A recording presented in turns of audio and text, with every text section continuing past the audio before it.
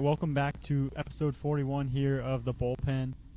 We were joined earlier today by Vinny Rotino. We pre-recorded a little interview with him, the Prep Baseball Wisconsin scouting director. He also does color commentating for the Brewers FanDuel broadcast, as well as the pre- and post-game show on Brewers Live. So he came on to talk about the Brewers and Cubs series.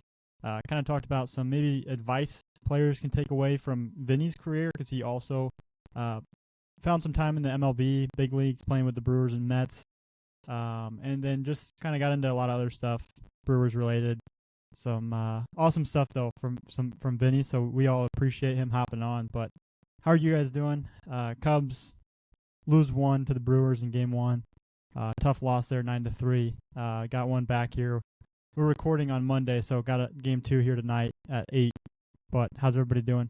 Good, Gav. A little bummed out we didn't get any Bears this weekend, but we'll have to wait till Monday. That was my only take from the weekend. I like that the Bears guys were able to get to Wrigley, though, and catch some playoff baseball.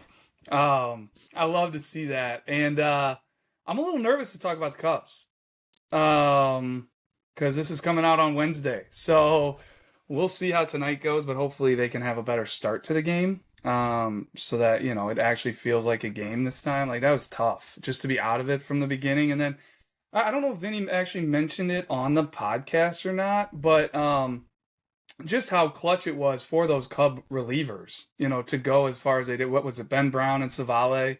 And just with the day off, like, the Cubs should have everybody at their disposal for tonight's game. But I'll probably just, I'll be watching, but I'll leave it at that because this will come out, after the game. So I was going to say that I think that a key for the Cubs tonight is going to be scoring runs with runners on base. I think that's something they were struggling with in the first game and in the series against the Padres. So they've been able to hit home runs, but let's get some small ball action going. That's what the Brewers do well. He also brought up, and I don't want to spoil any of his talk, but that the Cubs are really good against sinker slider guys, which made me think back to the Padres series and how they had a ton of guys, I felt like, that were four-seam riding fastball guys, and how PCA could not lay off of it. He was swinging at fastballs up in the zone constantly, which was really intriguing to hear.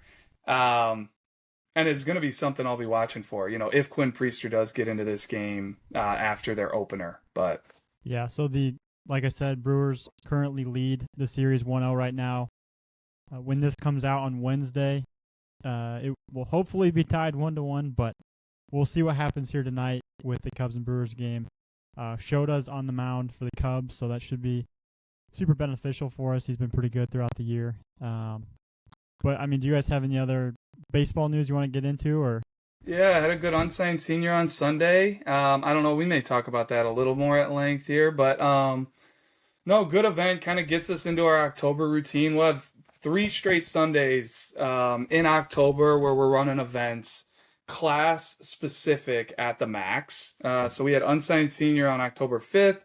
We got class of 2027 on October 12th, and then we've got underclass. So 28s, 29s come in, what is that, October 19th, that would be. So should have a good lineup of October events, get to see some guys here as the weather starts to turn a little bit and start to feel like fall. We had a extended summer, and I was all for it because this weather has been really, really nice. It's been hot. But no, now we should be getting into the fall here. It looks like just kind of checking the weather, looking ahead. Blackhawks come back tomorrow night. I don't know how many guys on this podcast are big hockey guys. I know Drew, you're a pretty big Blackhawks guy.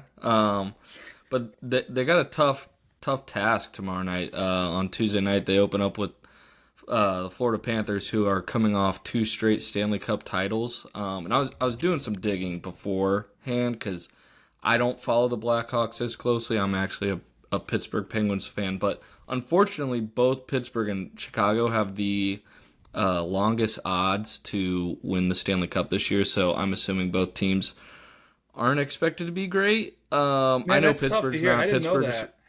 Yeah, Pittsburgh's rebuilding. They're very young, but assumed, what is this, year 3 with Bedard? I just kind of assumed you guys would maybe be a little bit more on the upswing, but regardless, excited for hockey to be back. The thing I love about the NHL this time of year is it's always on like a great night, like Tuesday, Wednesday, Friday. Like there's no NFL on, so for me it's always great when I can turn on some hockey on those nights when maybe no other sports are really in full swing. It's gonna be an interesting year.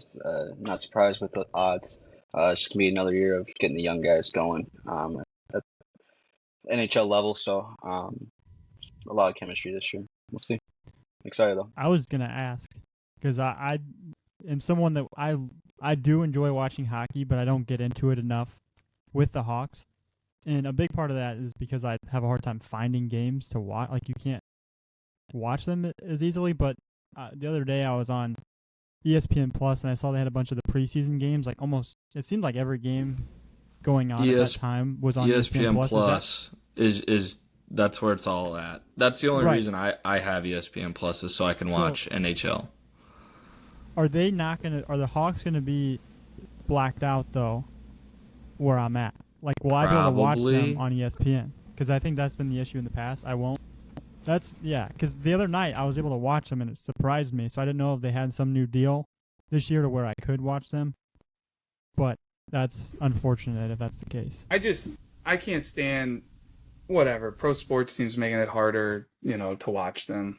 It's really frustrating, just the whole marquee network and the Blackhawks, and it's really made me not watch the Blackhawks as much anymore. And I used to watch every single game.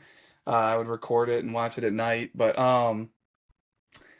yeah, that is frustrating. But hopefully they can get Bedard some help, because he seemed really frustrated at times last year. I know he was kind of getting called out for some body language, maybe some effort. Guy's got all kinds of talent. So let's see if we can surround him with some guys and at least be competitive. Because the Blackhawks are fun to watch, especially when they're playing well. That is a great sporting event to watch live too. If you've never watched an NHL game, get up to the United Center, check it out. The pregame, it's awesome stuff. One last thing I wanted to mention, just on college football, Illinois beat Purdue this weekend, so they are now 5-1 going into this weekend's game against Ohio State, which is at Illinois. I might be wrong in assuming this, but I assume we have a lot of Illinois football fans on here. I know maybe it's going to be more Notre Dame. Just being I think it's all mixed. I think, we're in Illinois. Yeah. We got Illinois fans out there. There's just Big Ten fans all over the place. Yeah. Preach to those guys, Gavin. What do we got? No, I hope we get all the support we can for this Illinois-Ohio State game. I know Coach Bielma was saying some stuff about that, trying to get as many fans as they can before the game and during, because obviously it's a big one, and I'm sure the crowd helps against a team like Ohio State. So hopefully it's a competitive game. What's that line? Do you know?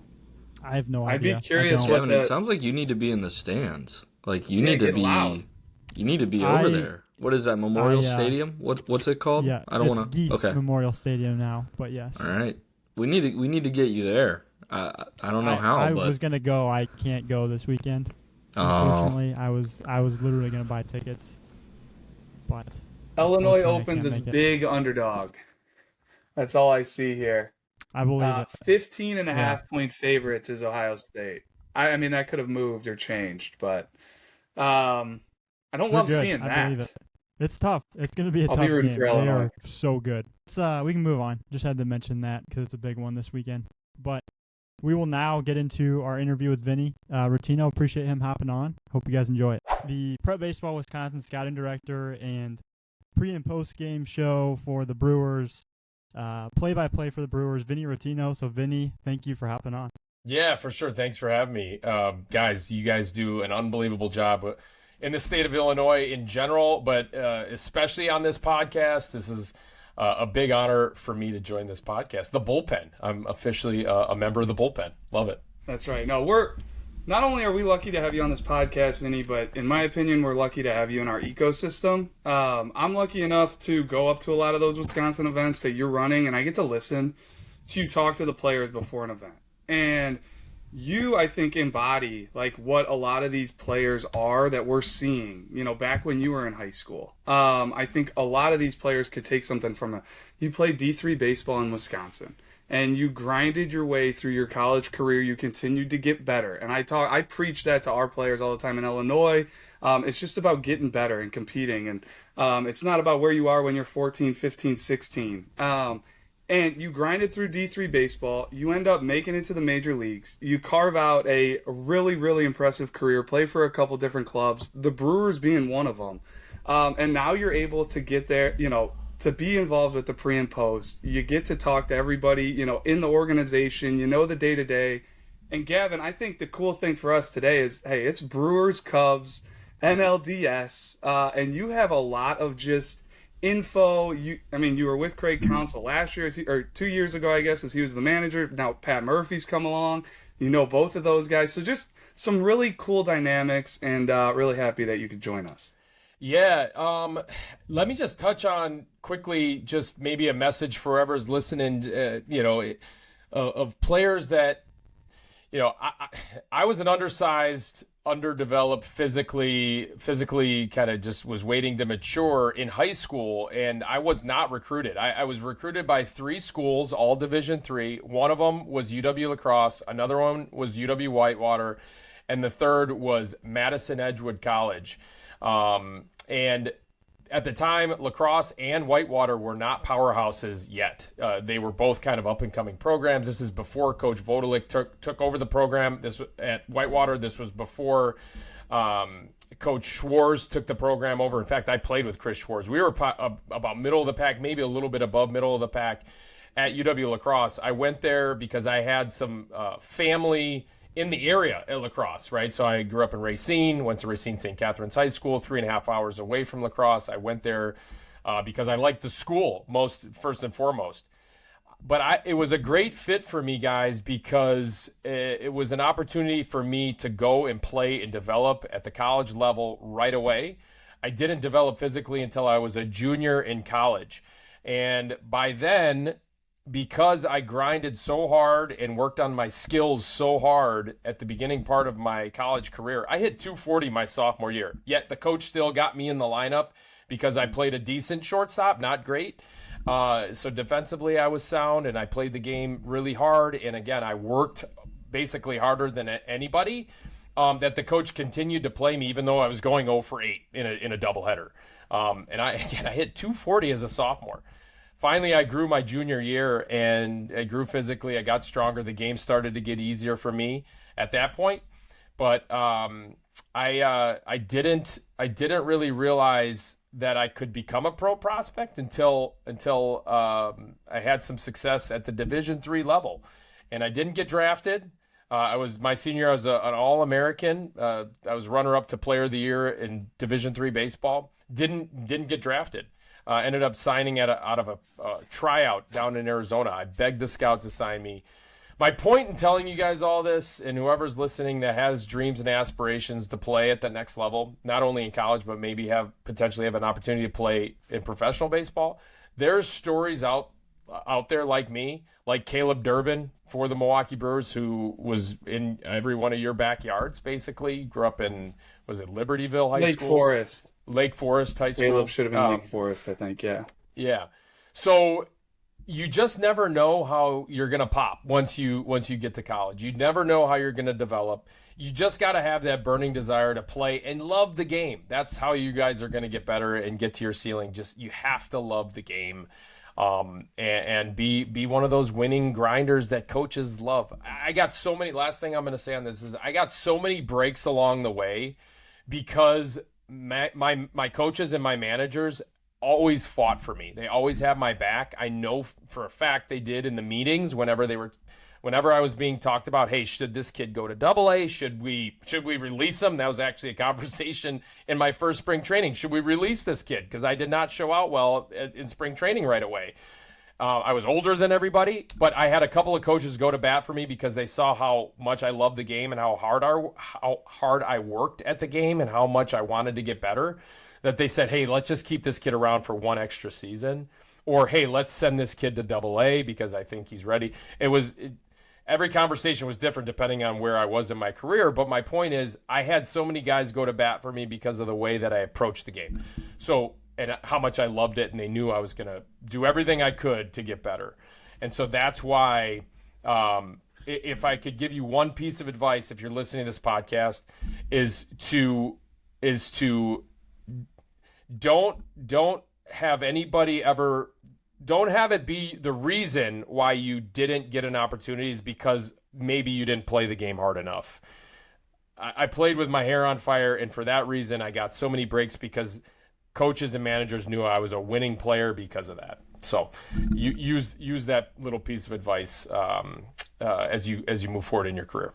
I mean, that to me is like goosebump stuff, because that's just who you are. At least from where I've sat, like, you've earned everything you've gotten in this world, and in your professional life too. Now with the Brewers and trying to get better, and the amount of work, preparation you put into that, and I love it. Like, yeah, you probably played hard, but I guarantee you it was a lot more than that. It was being a good teammate. It was being coachable. It was being on time. It was, staying after and, putting in the hours. It was probably, going up to a coach and picking his brain and, wanting to be better. Like, I feel like you had that, and you still have that with everything you do today. So I love that story, Vinny, and I really do hope some, players and parents are out there listening. Like, you got to earn it in this world, and you got, like, nothing's given to you, but you can help yourself catch some breaks or put yourself in good positions by just being a good person, being a good human being, and working your freaking tail off. And I love that. That's it in a nutshell. I mean, it really is. I mean, you think about, that goes for any walk in life. Like, who do you want to be your colleague to go to, do whatever with every single day? You want someone with a great attitude that wants to get better, that's going to be coachable. I love that, Drew. Be coachable, but not too coachable, right? So at times, like, there's a balance there in terms of, yes, you want to be coachable, but you also want to have some confidence in yourself. There's a little bit of a fine line there. So those are all things that players you can learn as you go along. Be coachable for sure, 100%. Have a great attitude. Have a winning attitude every single day. But those little nuances that I just talked about, that little nugget right there, don't be too coachable. Have a lot of confidence in yourself. Those are things you will learn along the way if, again, you have a passion for getting to be as good of a player as you can be, and you will uncover every little thing that you can learn along the way. That even could be not only listening to this podcast and catching something that one of these guys is going to say during this podcast, or maybe it's another podcast, or maybe it's a book you can read. Like, those are all things that I did along the way to get to be the best player. Like, I probably had no business, just in terms of my talent level, playing in the big leagues. I mean, I'm just going to be honest with myself, but again, like, I just made it happen. Vinny, so I mentioned before, you do the pre and post game show for the Brewers, Brewers Live, and then, throughout the season you'll kind of get on play-by-play as well. You bring up Caleb Durbin, kind of getting into this Brewers-Cubs series, and the similarities between yourself and just kind of your story with Caleb, both playing Division III baseball. He played at Washington University. I know he's kind of had a big role with the team this year, and just kind of doing some research. He got traded. I think the Brewers traded for him this year, or maybe last year, and he ended up getting called up. But from your perspective, just being around the team a lot, kind of what stood out about his journey and kind of the role he's carved out with the team this year? Well, the first thing that stands out to me is he actually was traded twice. So he was traded, I think he was drafted in 2021 by the Atlanta Braves. So whoever picked him in the 14th round really can scout.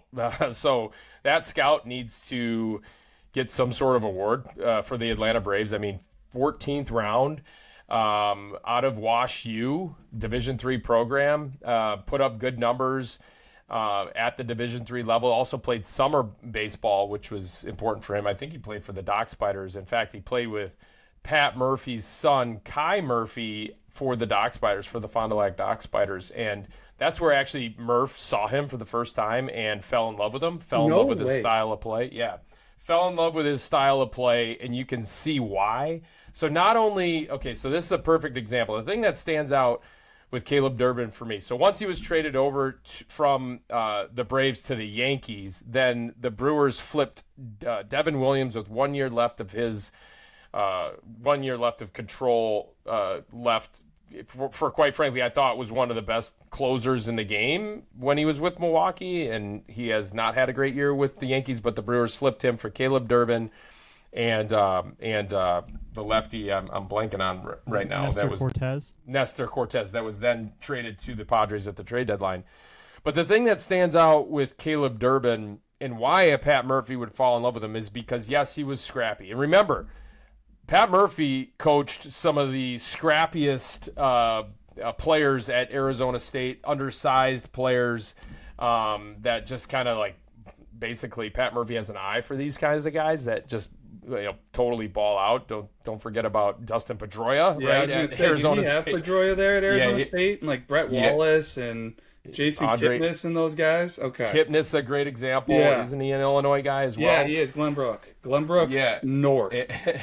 and an Andre Ethier, just very good baseball players that might not pass the eye test when you look at them in a uniform the first time, right? But Caleb Durbin passes the eye test once you watch him play literally one game.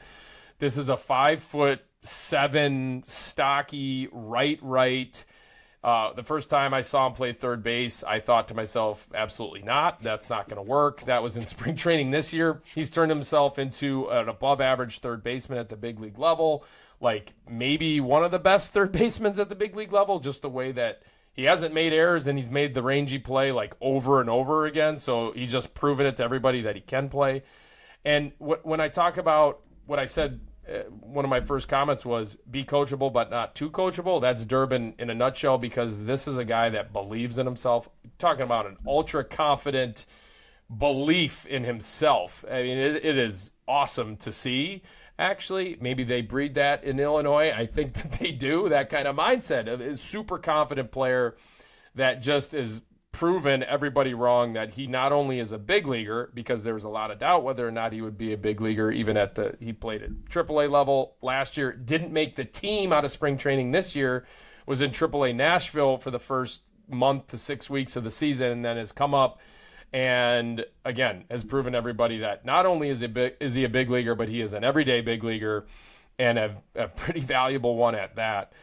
And so that's what's been so impressive to me about Caleb Durbin is the belief in himself. And it is rare. Like, I remember watching Justin Turner, who is actually a Chicago Cub right now. I remember playing with him when I was with the New York Mets in 2012. He was an up and down player, AAA big leagues, and he was a utility player by the time he was with the Mets at this point. And I remember talking to Turner, JT, thinking, this guy believes that he is better than David Wright. He actually really believes it.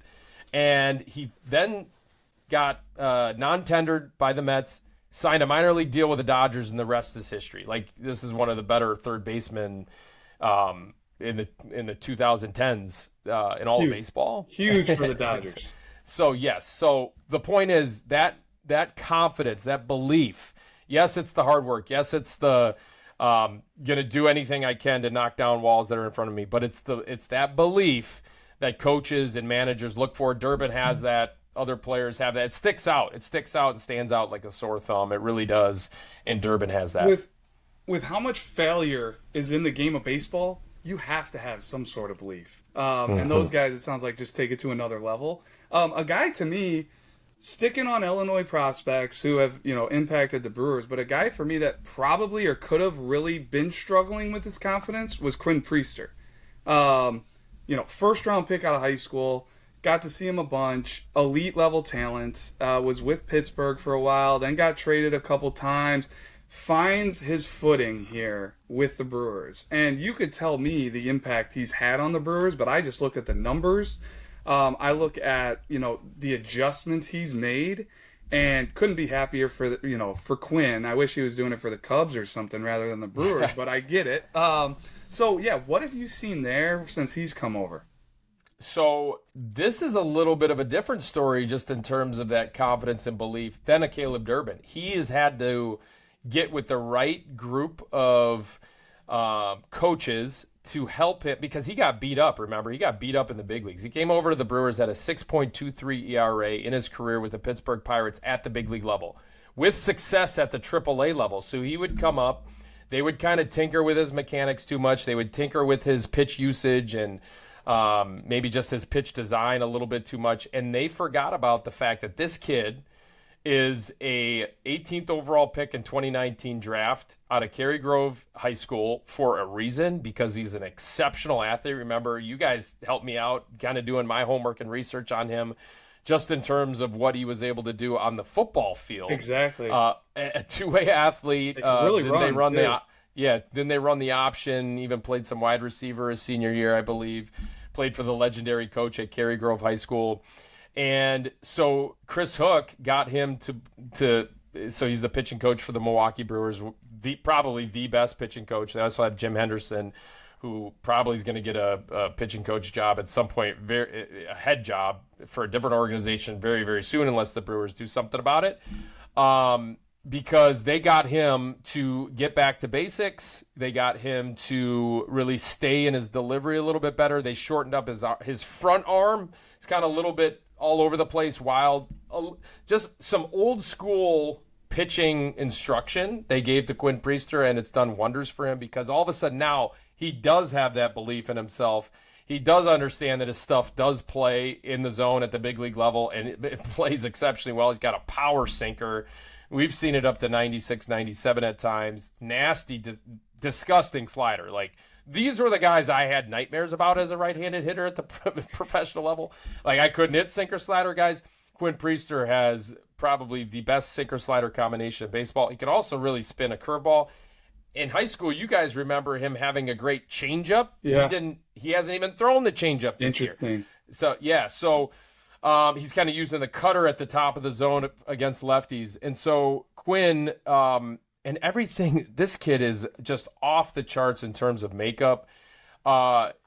So everything you hear from him, listen to an interview that he gives, everything is we've gotten the sinker to the arm side a little bit better. We've gotten, we are staying in the delivery a little bit better. That's just a little subtle thing that I pick up on, that I know you guys all pick up on when you're scouting players. Like, he's got the mindset talking about, he's never talking about himself. It's about the team. And as a result, he won 19 games. He didn't win 19 decisions in a row. He won 13 in a row. It's a Brewers franchise record.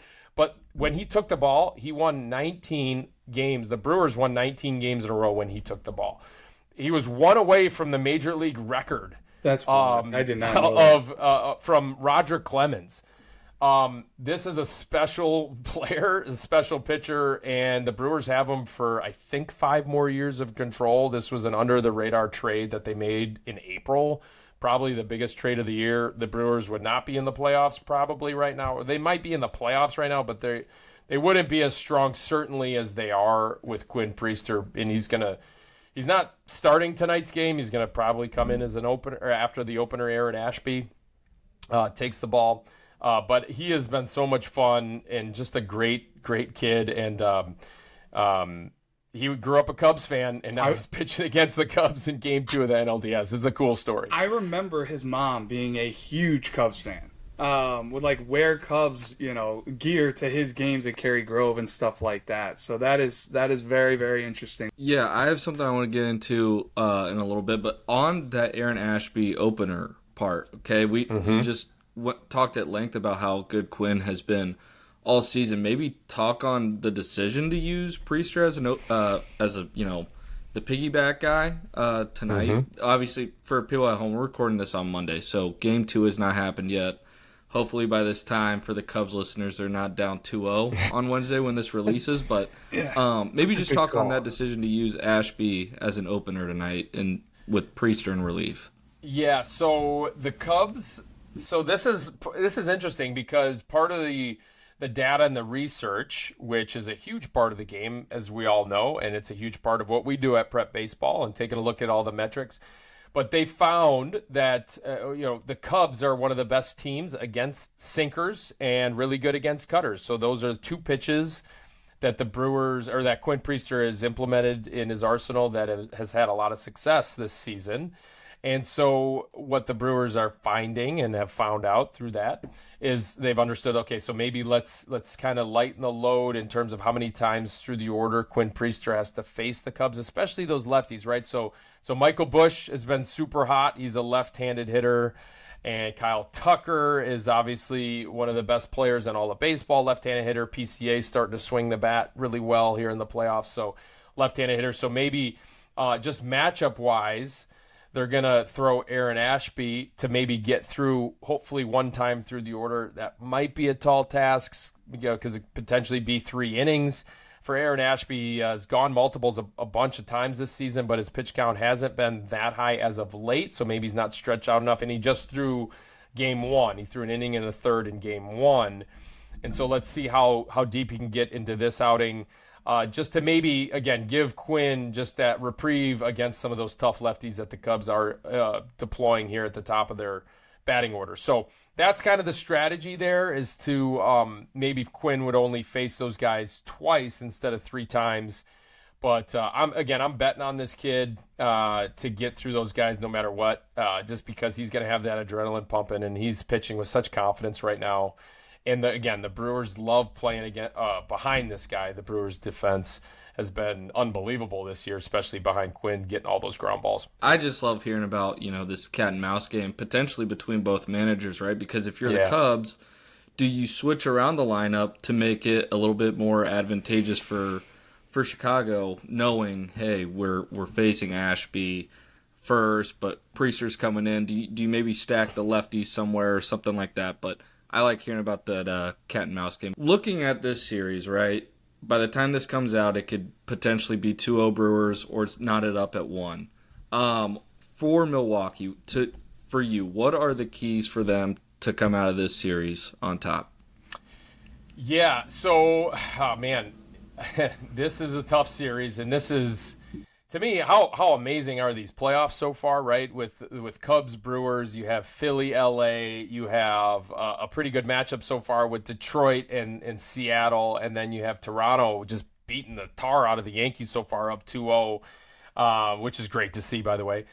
So for the Brewers, I think just I'm telling you, like, Pat Murphy has such a pulse on this team. The fact that he knew, like, we're not going to bring 40,000 fans in to watch them scrimmage each other. We're just going to take it easy. We're going to have fun, and we're going to have some live BPs, and we're going to take batting practice. And, it seemed like, and I wasn't there, but it seemed like it was real lax and just allowed the team just to kind of reset their batteries and recharge. And then they came out like gangbusters in game 1, scoring 9 runs in the first 2 innings. Now, I'm not expecting or really calling for the Brewers need to do that again in order to beat the Cubs and go up 2-0 on them.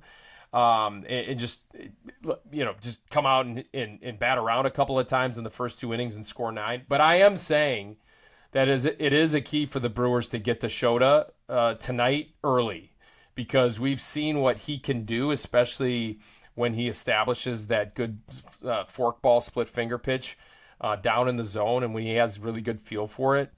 I think if you knock him back on his heels a little bit, especially early in the game, and make sure that you do kind of put him on the defensive early and score a couple of runs on him early in the game, and don't let him get comfortable on the mound, especially at American Family Field.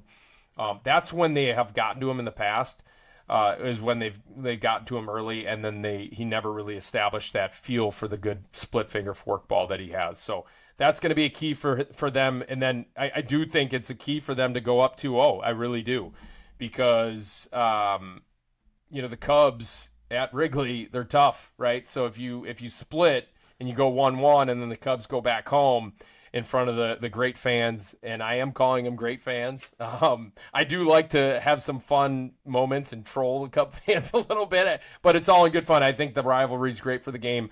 But if you do give the Cubs an opportunity to split at American Family Field and then go home to Wrigley, it's going to be tough sledding and an uphill battle for the Brewers to win the series.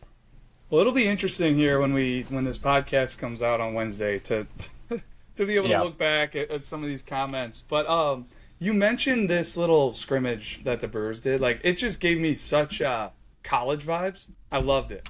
Like a throwback to like an Arizona State fall, like the Fall World Series or something. And guys are giving each other grief. And I loved that they were giving the umpire a bunch of, the balls. He was calling ball strikes, but he's like I think he's the Brewers bullpen coach or something. Yeah, like that. he's a good friend of mine, Charlie Green, one of the best in the game. Yeah, So, yeah. I mean, I loved it seeing the clips come out of that. But you watch 162 of these games, you're locked in. We talked about Caleb Durbin, Quinn Priester. Like, is there a guy that you're just like, man, that's my guy when it comes to the Brewers, or somebody that you really enjoy his style, maybe the way he takes at bats? I don't even know. I just kind of want to open it up to you to give somebody a shout out. Yeah, there are a bunch actually on this team, and that's why the team has played so well this year, because they're such a cohesive group and they're playing for each other. It does feel like a college team at the big league level. I haven't actually ever seen anything like this, to be quite honest. But I'll mention Blake Perkins. So switch hitter, a career OPS under 700, third year in the big leagues.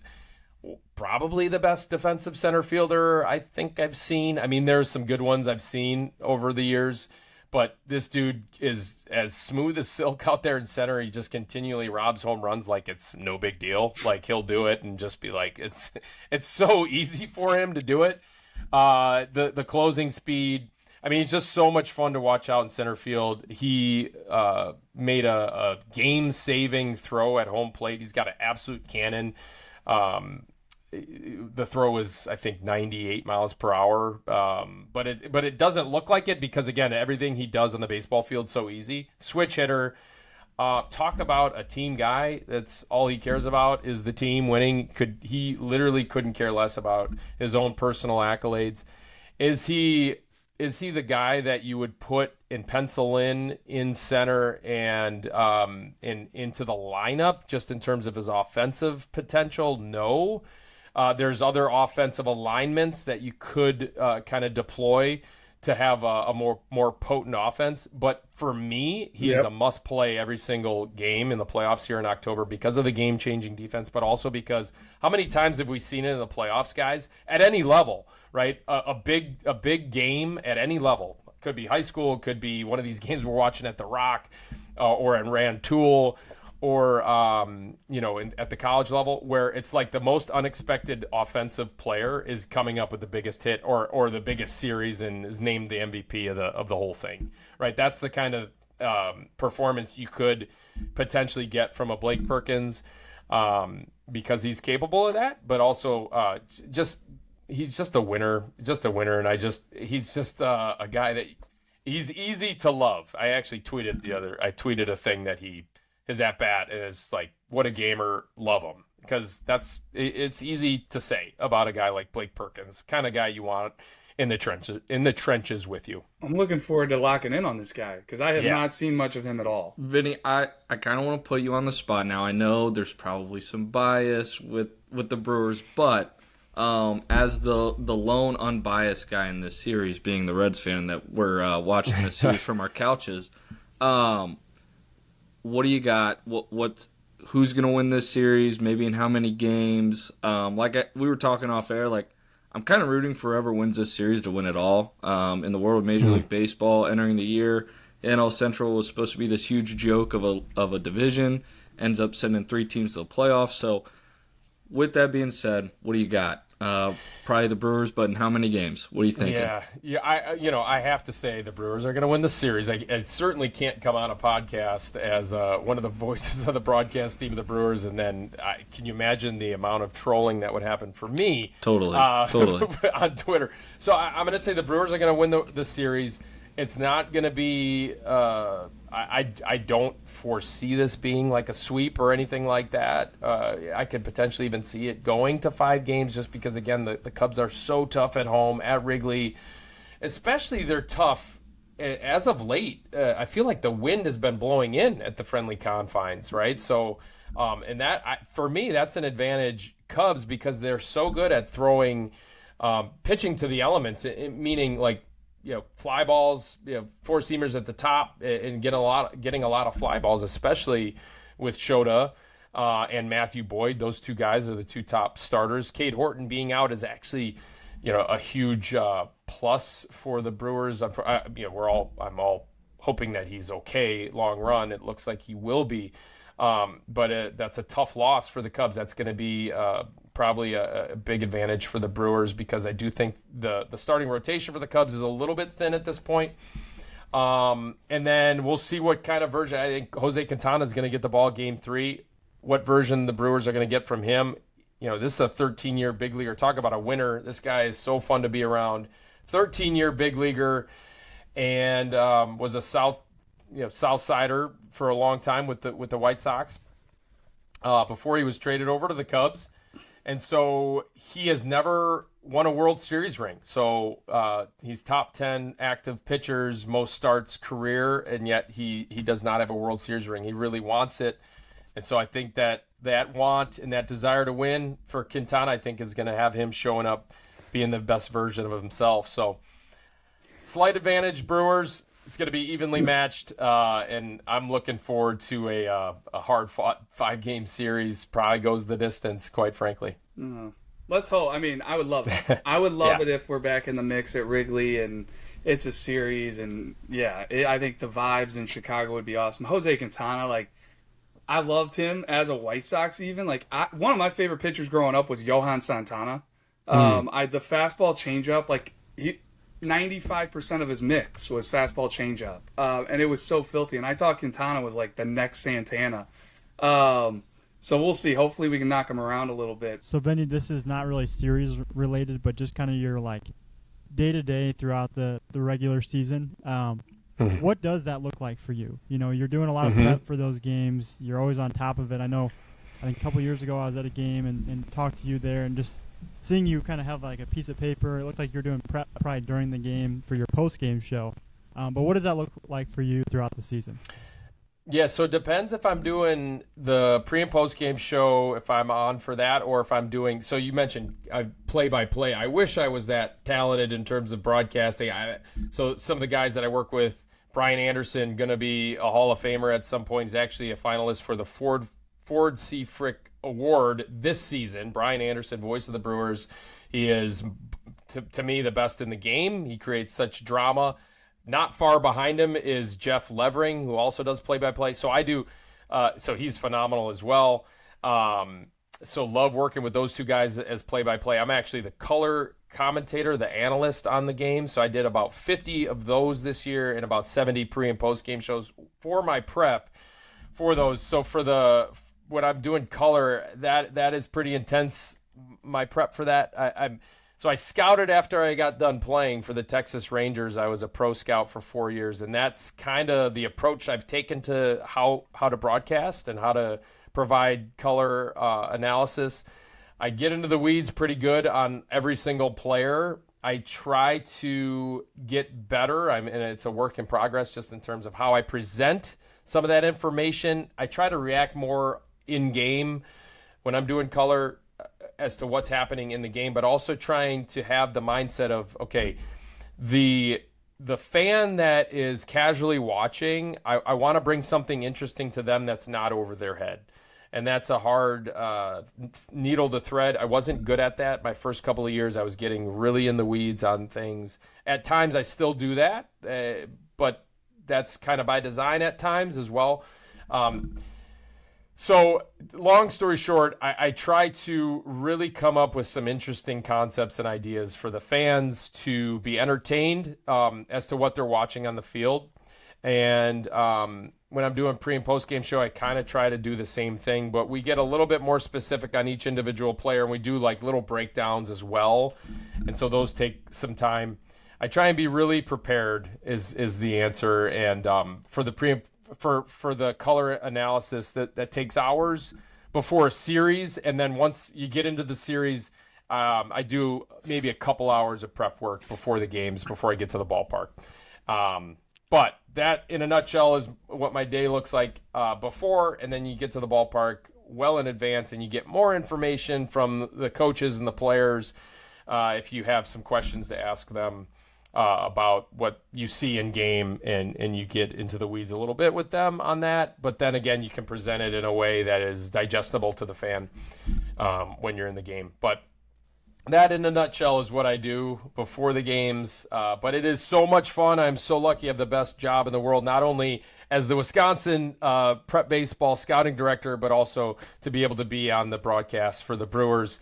It is a dream job. Both of them are. I'm very lucky, and the fact that we can cover, and I'm kind of transitioning to the prep baseball side of things. The fact that we can cover what we cover in the state of Wisconsin and kind of shine that bright light on players in the state of Wisconsin, and kind of following suit of what you guys do here in Illinois. Drew, you supervise both states, but Gavin and Deffy, you guys all do such a phenomenal job covering the state of Illinois, and then we kind of try to follow suit in the state of Wisconsin. And there's a lot to cover. My goodness, there's a lot of talented players in both states as of late. What I love, Vinny, is the preparation you're talking about for like the Brewers. Like that carries over to what we do. Whether it's prepping for events, and when you're going through rankings with Wisconsin players, you having that, all of the experience that you've had, but also like, hey, the pro scouting side, asking certain questions like, hey, are we sure we like this guy versus this guy? Have you thought about this? And just the wisdom and the preparation and the experience and the expertise is, I don't know, we're very lucky to have you, and thank you for jumping on this pod. Well, and last thing, you're welcome, and it's an honor actually to work alongside you guys. It truly is. So I heard this from my friend Charlie Green, who is that bullpen coach of the Brewers, is when you take a job in this game, it's not a hobby. That's like the thing that line that he told me, this was a few years back. Like, there are people that make it a hobby, and you could tell, like, okay, they're not serving the game the best way that they can, and they're not serving players the best way that they can.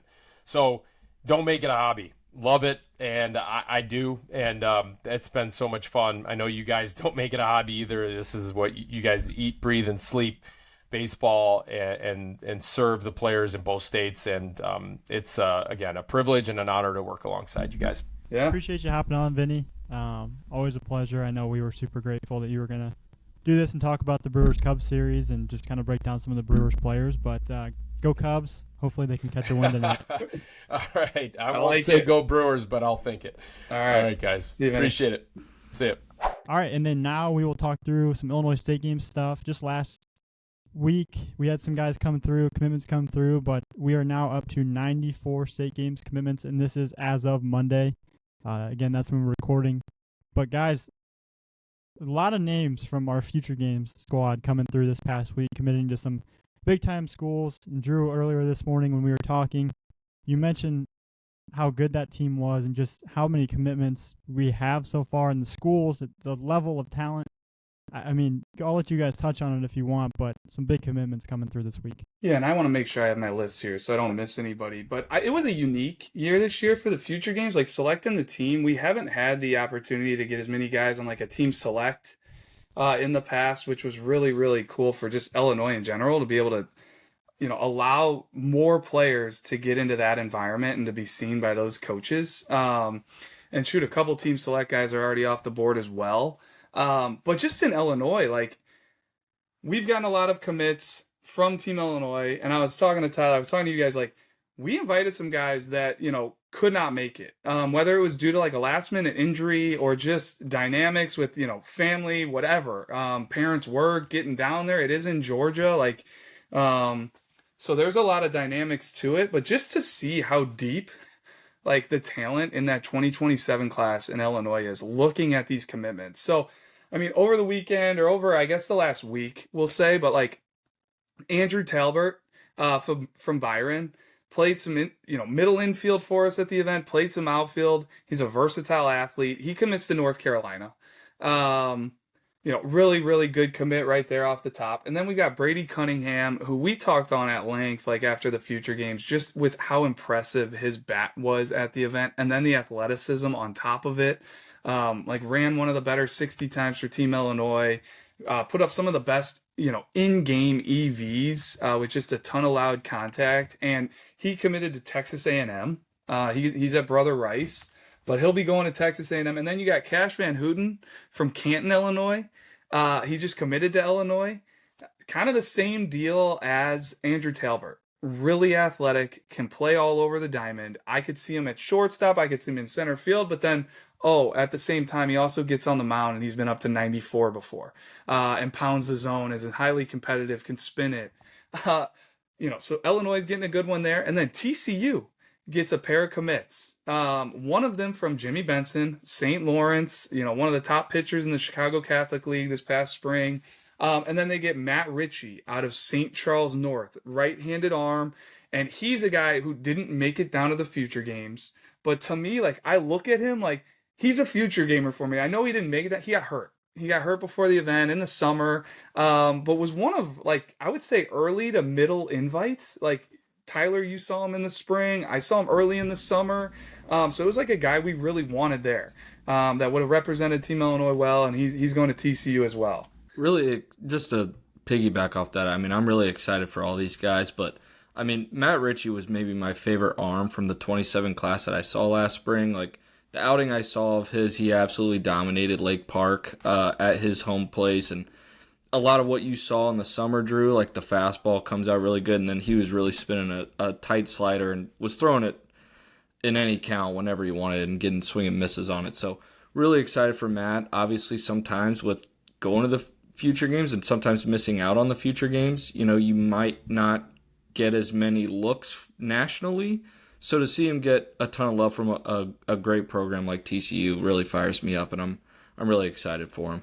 Same. And Team Illinois, just looking at it right now, a couple months, off the event, it's really impressive. First of all, what those guys did down there in that event to earn those eyes on them was super fun to watch. So many guys showed out. But then to see them then obviously getting a ton of attention from it, and hopefully make commitments that they're happy with, and we're able to go on some visits this fall and see a lot of places. That's the one thing I hope all these guys out there that are getting the love, because not many, 2027 prospects are getting high-level Division I love. It's never been harder right now. So I hope these guys are enjoying the experience. They're going on these visits, maybe going to a college football Saturday and getting that really cool experience, and not just, committing after that first college they go see or the first phone call they get. Because at the same time, I don't blame them for being a little stressed and, for jumping on an opportunity right now. But guys that bet on themselves and, have options and go kind of weigh all their different options, I just think is best for the long run. I feel in the past I'd seen a trend the past few years where guys the month after are usually starting to commit, it seems from our future games team. And this year that didn't really happen, which honestly was kind of surprising me. And then, I feel the past 2 weeks, 3 weeks, we've had kind of a spur of commitments from Team Illinois and Team Select there. So it's cool to see those guys starting to kind of come through now. Hopefully, because they're taking all their visits. Drew, one thing I know you stress it, our Team Illinois guys every year is enjoy the process. Take your visits. Don't feel like you got to commit to that first school you go see. Go see the other schools that are interested in you. And hopefully that's what our guys have been doing, is taking a bunch of visits, seeing a bunch of different new places, like Drew's saying, take advantage of going to those college football games, man. I know I would be. So hopefully that's one of the factors there, Gavin. And there's still a lot of talent out there that's uncommitted from our team. Guys that showed really well. I'm not going to go through the list, but just off the top of my head, I think of a Jackson Tucker. One of the top performers. I think he's one of the top uncommitted 27s in the country right now, probably. Definitely in the Midwest. So hopefully he's weighing all of his options. I would imagine he's got a lot of suitors. And others, the Keegan Sipes of the world, the Ryan Wilburnings of the world. There's a lot of guys. I know Trivellini's been wrapped up, Illinois, and Wade Osmond to Illinois, and another guy, Omar Avalos. Guy, all he does is hit and play a good center field and run the bases, and just is a hard-nosed guy down there at Father McGivney. So plenty of guys still to watch. If you are a college coach out there, check out that list, because it was a talented list down there at the future games, whether it was on Team Select or Team Illinois. It's also cool to me, the schools that these guys are going to. Just cool to see, the geographical, how far down they're going. How far, TCU's obviously Texas A&M. We got ACC and SEC, and other schools are kind of dominating Illinois as well, Kentucky. They've wrapped up a few high-level guys from our state as well. So it's just cool to see like the broad range of commits, and just like not all staying local, which is really cool. Can I shout out No. Tyler Defiball right Yeah. here? So I Yes. thought it was a really unique and cool thing like this year at the Future Games. Tyler's cousin's from Ohio. Tyler's from Ohio. He has a 2027 cousin that's a left-handed pitcher who was actually at the Super Sophomore Games last year at IU. Battled some injuries, was able to make it down to the Future Games this year through well for Team Ohio, and he just made his commitment too, right, Tyler? Yes, yeah, he officially committed to Arizona Nice. a couple weeks ago, so what's super his excited name? for him. He visited Noah Milburn. Okay. Noah Milburn. So it's on my mom's side. He's not a Defiball, which is probably why he's so good. So no, super happy for him. He's worked his tail off, like Drew you mentioned. He unfortunately has been battling some injuries the last couple springs, but he's finally fully healthy. So very, very happy for him. Excited for that entire side of my family. Yeah, I love that. Excited for the Defiball. One clan. thing. So I just wanted to, I guess, Drew, you tell me, or Hammett, you guys have been around for a lot longer than I have now. So you guys tell me, like, with the Future Games team, as these guys were committing on this year's team, it was kind of this morning that I had this thought, like, with how we're going to North Carolina, Cunningham going to A&M, and then those guys going to Kentucky as well. It seems like this team, at least since I've been doing it, there's been more across the board from the roster committing to those high-level schools, whereas in past years that I've been around for the Future Games, it seems like you might have 1, 2, 3 of those guys committing to a SEC-type school, and then the rest, kind of going to like a maybe mid-major or schools like that, I guess. And I'm sure maybe that has to do with the way that the recruiting process works now, but is that true? Am I right in thinking that? Yeah, I think with like what you said, the recruiting landscape has changed. Like we are getting those guys now because before they would have been committed before the event. So now we can get those guys before they're committed, and now they're committing after the event. As before, like I mean, even like there was still like a Blake Ragsdale, like a 2027. He's been committed since he was like a freshman, and he's going to TCU. So that's just like you see it. Obviously, you won't see it like moving forward. Now, none of the 28s will be committed, which will be the first class that we've had in Illinois where like we have just a fresh slate to get anybody. So that'll be really exciting. But yeah, I think it's just because of the rules. Like we're just able to get those guys now. I think Pete probably said it pretty well. And I think there's some good and bad to that. I love that, we're able to get the best of the best in Illinois and show them off at that event. But, in years past, you could then go a little bit further down the list and get a guy that, should be seen by every Midwest directional school, whatever it may be, and he could be on Team Illinois. And, maybe he's not anymore, but I think that is what has made the Illinois State game so good. And kind of part of like the reason and how it's all kind of come together is, okay, maybe you're not one of those 12 best arms in Illinois in that class, but you're from 12 to 30, and that separation isn't very far either. And all those guys need to be seen by schools. So getting those guys to Illinois State games to at least have the correct schools getting the eyes on them. Like Caden Wozniewski, he needs to be seen by every power school, every power 4 school in the country. Jackson Tucker, same way. Tristan Steger, same way. So I would say definitely to your point, Gavin. So it's hard to even say like, hey, how good is this 27 class compared to years past? Because it is a little different. But man, it's been fun to watch these guys come off the board and see where they're going, and with more to come. All right, well, do you guys want to get into our hot list segment here? Try and see what we got. I think we've got 6 topics left. Maybe we need to start adding in a few more, but I'll go ahead and spin it here and see what we got for this week. Throw us on the spot like always. We are going to go with best two-way prospect. Best two-way prospect. Any class you guys want to choose. I'm just going to get in here quick before anyone gets on this because I just saw some video the other day of it. I'm going to go with right-handed pitcher and quarterback Colin Schweigen from Rock Ridge. I've literally only seen video of him on the gridiron, but he can throw a football, and he runs. It looks like he's kind of a dynamic quarterback they've got there at Rock Ridge, and I believe they're off to a very hot start. I don't know that they've lost a game yet. But then also on the mound, he was a future gamer for us this past summer. We've seen him up to like 90 miles an hour with a pretty solid curveball as well. But I'm going to go with Colin Schweigen as my best two-way prospect. I'm going to go with a 2028 prospect, which I feel like Hammett might have been going this route, maybe not. I'm going to take Jack McNamara out of Brother Rice. Right-handed pitcher on the mound. We recently just put him in our rankings. Very big physical right-handed arm. Was a junior future gamer for us a couple years ago. But on the gridiron, it's got to be his best sport as of right now.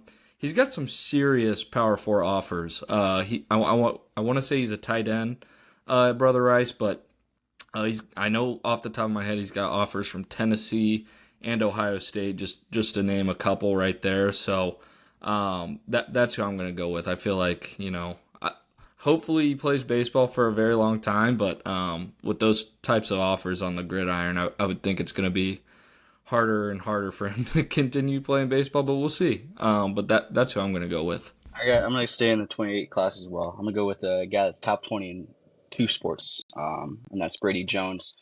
From Metamora, big time, like 6'5" frame. Not only is he a great basketball player, but he's also a great two-way player on the diamond. Mid-80s fastball, has a big-time projectable swing and frame. It's a really fun player to watch, and I'm guessing it's fun to watch on the court as well. He's a two-way and a two-sport guy.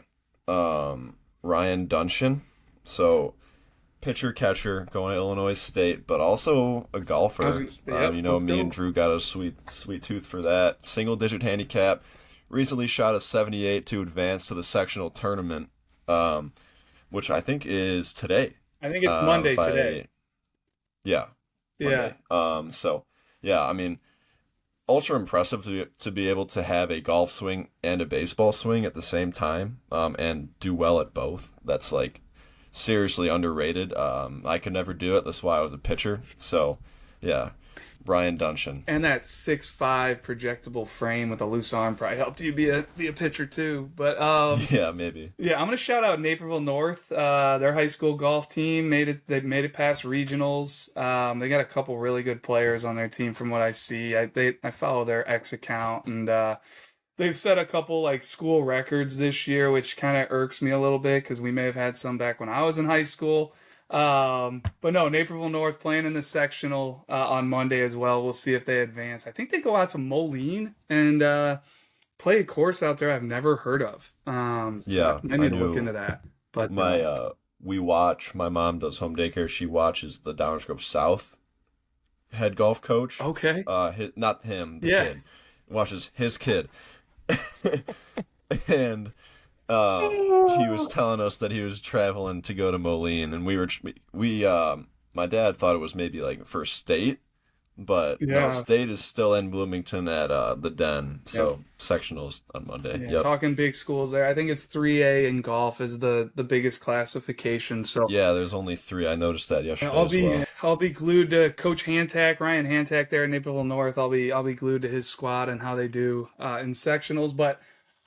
Getting back to this hot list topic or whatever. What is this topic? Yeah, the hot list wheel. The hot list wheel. All right. So I'm gonna go. Well, man, I got like 3 guys I wrote down. Jazaris Mackmore, Marian Catholic. Like he's a 3-sport guy, so maybe that doesn't qualify. Maybe we need to have a different category. But from everything I understand, like high-level football player, also good on the hardwood, and he's been really impressive for us when we've seen him kind of in the spring when you saw him briefly, Tyler, and then in the summer at multiple different events. So Jazaris Mackmore, I also want to shout out like Carson Trivellini. Guy is apparently like, a baller on the basketball court. Point guard, like I got a, soft spot for that as well. I was kind of, grilling him about his game and his style when we were down at the Future Games. So Carson, we'll see how you do this winter, but he's another guy. And Josh Morgan, another future gamer, 2-sport athlete, big time football player. also did really well for us on Team Illinois and a guy to watch. So those will be, I kind of cheated there, but hey, I want to give some guys some love. All right, let's look at some Illinois State games scouting reports now. So like these past 2 weeks, really 3 weeks, we've been releasing the scouting reports by position and by class from that Illinois State games event with a ranking as well. And I know Hammett has done taken a big role with that and releasing those stories. But today I think we're going to try and look through the catcher stories, and we're each going to pick a catcher from the 2026 class, 2027 class, and 2028 class. And I believe we decided on that they are going to be players that were not ranked within those stories but still deserve some love. So I'll kind of kick it off to you guys if whoever wants to go first. I can lead us off. Want to go Let's start with 26s first? 26s first, Okay, yeah. Go ahead, Tyler. I'll lead us off, and luckily for this guy, he recently committed, and that is Zach Oland out of Wilmington. He recently committed to Heartland Community College. This is a guy who was on the barrel with some authority on my field during one of the games. Physical, 5'10", 236. Like I said, right-handed hitter. The ball jumps off his barrel, especially during BP. He was juicing some balls. And he holds his own behind the plate as well. I know he lists himself as a catcher / third baseman, so he could definitely probably play, either corner spot at Heartland at the next level as well. So that's one guy who I want to give some love to. Tyler, that's who I was going to pick, so I'm going to kind of go through and find somebody else now, so thanks for that. All right, I'm going to go with Richard Gaunt from Montini Catholic. He had a 103 max EV during the workouts during state games. Also a 6.78 runner. Also, I think he has some time in the outfield. But really interesting recent Webster commit. So congratulations to him, and that's who I'm going to go with. Yeah, Dane, I was going to go with him too. He's a really good athlete, like 6'7" runner. He can also play the outfield. I saw him a little bit this spring, and he plays for Montini, and they like to take BP when they're at home. And he was just flicking balls. Like, he's got a ton of juice, as the 103 mile an hour exit velo will show. But yeah, that's a good get for Webster. And then can I hop in here really quick, or was someone else going to go? All right, I will go with Jacob Newman from Lincoln Way East. Committed to Lewis now, but I mean, it's tough not to like somebody that can handle 103 from the left side with ease and make it look really easy. So one of the top receiving catchers in the state, and the bat's really starting to trend in the right direction as well. But I mean, he was Jack Bauer's personal catcher. So I mean, he already proved he can handle, premium arm talent. So he's an easy one for me. I'm going to go with Lucas Faraball here from Ottawa. He's 2026. Right-handed hitter at the plate. Looks like it's a pretty easy athletic swing. And then behind the plate, too, defensively. Just watching video from the showcase. It's pretty easy and athletic, solid arm. Low 2 pop times recorded at the event. So Lucas Faraball from Ottawa. I like it. I liked his BP that day. Richard Gaunt also launched one 396 in BP. That's pretty big-time numbers there. We don't see many getting close to that 400-foot mark, or over 400 feet for that matter. But Lukas Stojakovic, Maine South, still uncommitted from what I understand. But I will say, yes, he caught my eye in the summer. When I saw him, he caught my eye at the state games. But, every time I look up, I feel like on social, there's something on Lukas Stojakovic right now. Really, really hitting. So if you're a school out there, that would be a guy I would kind of take a look at. Also something about Maine South. I feel like I just keep gravitating to these guys. Really, really excited to see what they're going to be like next spring. All right, and then now let's look at some 2027 catchers. I think we should have someone else go first. Tyler, I see you're unmuted, Well, but I can't give you back-to-back first-round picks here. Can I please go first, just to keep on the theme of ticking you off, Gavin? Because there's a guy I really want to take. Don't do it to me. Well, I'm gonna do it actually because that's the relationship you and me have. So I'm gonna go right in your backyard, Gavin, for the 2027 class, and I'm gonna take Sam McCulley out of Normal West. Another right-handed hitter. I felt so bad for Sam at this event because it felt like every time he was up, he either got hit or he got walked. But like the at-bats I felt like he took were very, very competitive. He's fouling stuff off. I know I've mentioned it a bunch of times on here, but as a pitcher, like those are the guys you hate that just won't get out. And to me, McCulley kind of fits that bill. So just a couple things. 5'11", 174. He reached 77 mile an hour out of the crouch during the workout. And I felt like in game he was, blocking his tail off. So that's my first round pick. Gavin, I will no longer take first round picks, but I wanted to keep on the theme of ruining your day. So I think McCulley comes from an athletic background too. I think his dad was a Division I athlete. Lot to like At there. Illinois. I think they like his arm on the mound too, maybe a little bit. I don't know how much we've seen of that. Did you say Illinois, Gavin? Yeah, his dad played at Illinois. I think he was a pitcher at Illinois. Okay. Who should go next here? What's the order, Gavin? Get in Matter? there, Drew.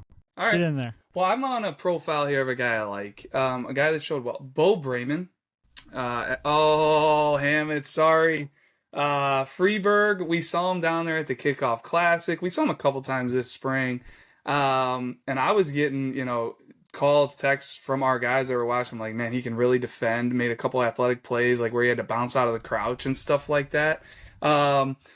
Also, like runs a 709.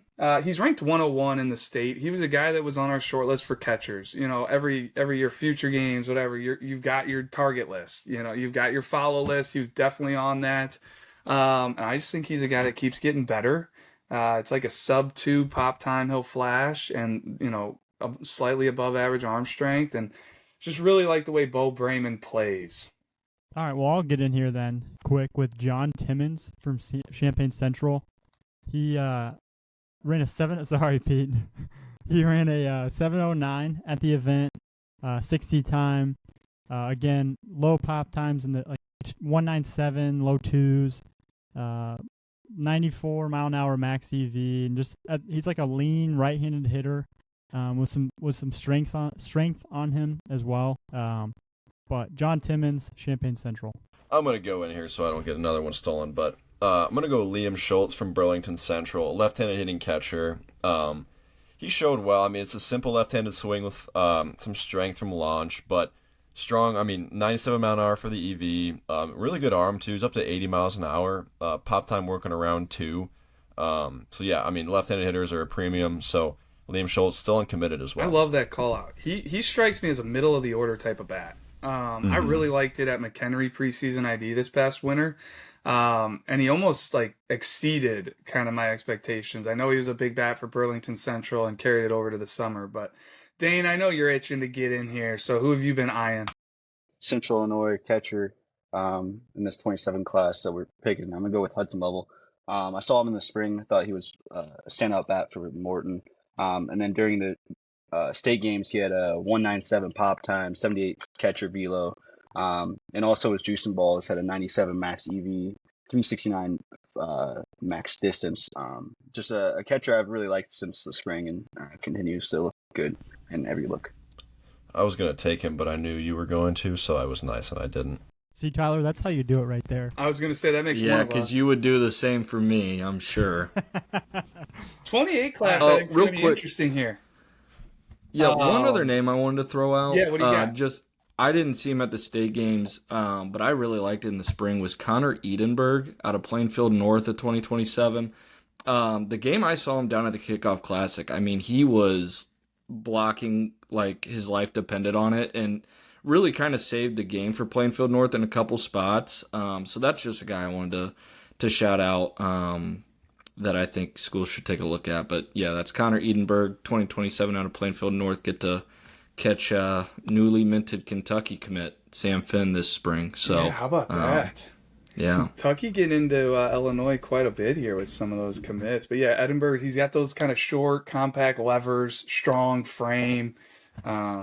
Should have a lot of bat to ball skills there. It's kind of what Shooter was talking about last week when Pete asked him about the what's his saying? I was just listening to it this morning. The undersize is the new 6'4". Yeah, like the length from here to here or whatever. It's kind of similar to what he was saying. Pretty interesting. Definitely. But anyway, 28 2028 catchers here. Looks like there was no ranking here, so we'll have kind of an open list to choose from. But Pete, I feel like I'll let you go first here. I feel like Thank you you. deserve that. I'm probably going to take Tyler's as well. I'm going Weston Wisikovic. Just an easy one. I mean, he's one of my favorite bats in that class. Showed really well at the super sophomore games, and then unfortunately his state games got ended short because he got hit with a pitch and the helmet cut him in the forehead. I'm hoping he's doing okay. But yeah, I mean, he's a premium bat in that class, and he's a really good athlete too. So he's got versatility, 6'9" runner, can play the outfield if you need him. But it's just really the bat is like the carrying factor for me with him. Yeah, I'm gonna go with the guy that tested probably the best throughout the entire event, and that's Isaiah Walter. 105 max EV, 196 pop time, 78 mile per hour catcher velo, 683 runner. Quote, Drew Lacasio's favorite Young Thug song. That man is bad, bad, bad. I'm gonna have to look this up. That is great. Spotify. Here we go. Who did you say? Young Thug? All right, I'll check Young him out. Thug, I'm not yeah. familiar with his game. All right, I'll have to check that out. All right, so I think Tyler should go last here. Drew, feel free to get he's in if itching you'd to get like. in there. I don't know. I know, he's gonna but be salty. Yeah, two first round or first overall picks. You would think he should go last. Yeah, Gab, go ahead. You got This to is go. just a Hate Tyler podcast, I guess, this week. Everybody just praying on my downfall. You're kind of you've asking had for it. back-to-back weeks. You've also had back-to-back weeks of a group of friends here being nice to you and not talking about something, so you're welcome. Hey, they made the playoffs. I'm not gonna rub it in. That could very easily happen to the Cubs right now. So we'll see. I'm glad that's where Drew's head's at. Not, I think we're you know, talking. I think you yeah. know what. So I was listening to our podcast Oh my God. from last week, and we were kind of dancing around it, but the listeners at home don't know what we're talking about. So I think we need to let them know that we're talking about Penn State losing twice in a row. Oh, that was a tough one. Yeah, sorry, forgot about the one that they lost this weekend too. So I'm going to get in here now. My 2028 catcher is going to be Monty Chalabi out of Notre Dame College Prep. I thought Hammond was I've been pretty high on Monty now for probably a full year. I remember seeing him up at a tournament. I want to say it was last summer or last fall. Physically, he really stands out for a 2028. 6 foot, 191. There's not a lot of 2028 catchers specifically that walk around with that type of body. During the BP, he had a 99 mile an hour max EV. Also ran it up to 78 from the crouch, and then average 79.6 mile an hour bat speed, which I feel like is very, very impressive. Again, at that age. So, and I liked how he worked behind the plate in game on my field. So that's a guy I feel like early look at next spring, going to be kind of trying to circle and see if we can get out and see Notre Dame College Prep, assuming if he's on varsity next spring. So Monty Chalabi's my guy here. And sorry about that, Penn State. I did see that. UCLA, yeah, the offensive coordinator is like his first week. I thought we were gonna just move away from it. If I have to give an official statement on this, all I can do is laugh. We are now a national punchline.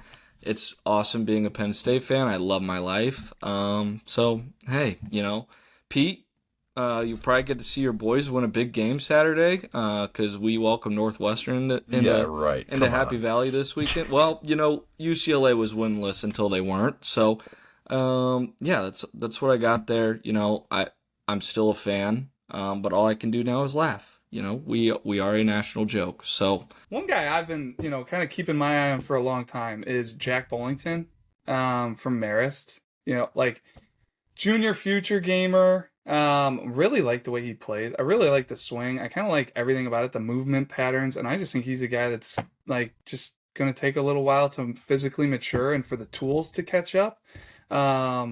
But I really like the way he goes about it. So he was one I had, and then there is another guy I really like as well that I wanted to touch on, but I'm going to give you the opportunity to hit on him, Gavin.